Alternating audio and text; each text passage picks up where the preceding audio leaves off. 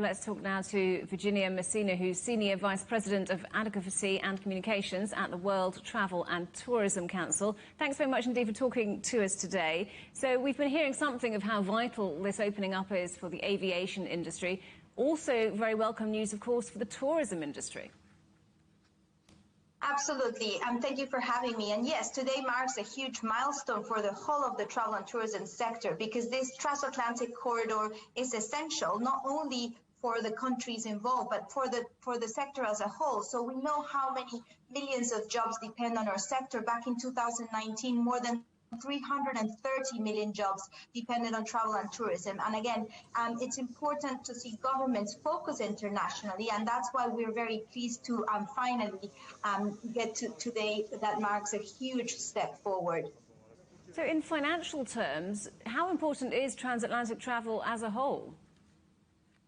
I mean, it's huge. We've been listening, not just for leisure travel, but also for business travel. I mean, corporate travel hugely depends on these transatlantic routes. So according to our data, visitors from the EU and the UK together contributed more than 50 billion to the US economy back in 2019. So we know how much is at stake. Obviously, again, many jobs depend on this international visitor spending. So it is incredibly important, and we hope to see more of this, and of course more coordination when it comes to the restrictions that are in place in order to enable this travel. Do you think we will see people rushing to book tickets? Is the demand still there for this kind of travel?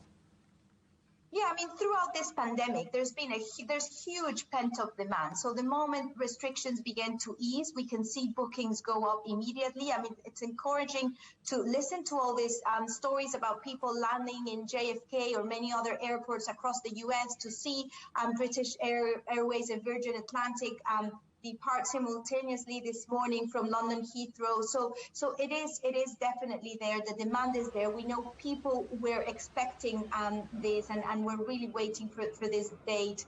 So absolutely, we expect travelers and travel to come back effectively to and from the US. What about business travel, though? People, of course, found new ways of working during the pandemic. Do you think that flying overseas for meetings and so on will ever come back in the same way? I mean, it will certainly take longer to recover. I mean, it's certainly been one of the areas that have been more impacted, not just because of the closure of borders, but as you say, digital technologies and all these new systems in place have, in a way, hindered business travel. However, we know nothing replaces that human connection, those interactions, how business can be made more easily when people meet in person. So it will come back.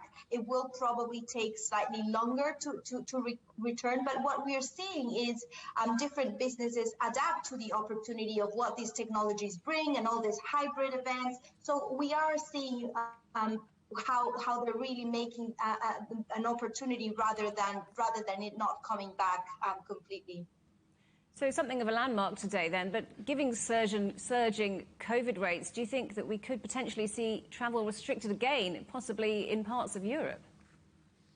Yeah, of course there's still concerns, and we know we're still at the thick of this, but COVID is certainly becoming endemic. And what we're seeing is governments have very positive systems in place now where, we're testing and contact tracing. So we're really able to travel and move around. And we know the virus is being controlled and people are being controlled. Obviously, there's measures in place to ensure people's COVID status, ideally fully vaccinated, but if not, there's alternatives in place. So we hope that with this, we will continue to encourage mobility. We know that travel is not the problem. That's not how the virus is being imported. It's rather happening in the community. So there's no reason for closing borders. That is definitely not the solution. And what we want to see more of is a focus of international travel, reopening borders, but most certainly coordination and harmonization when it comes to all the rules and restrictions.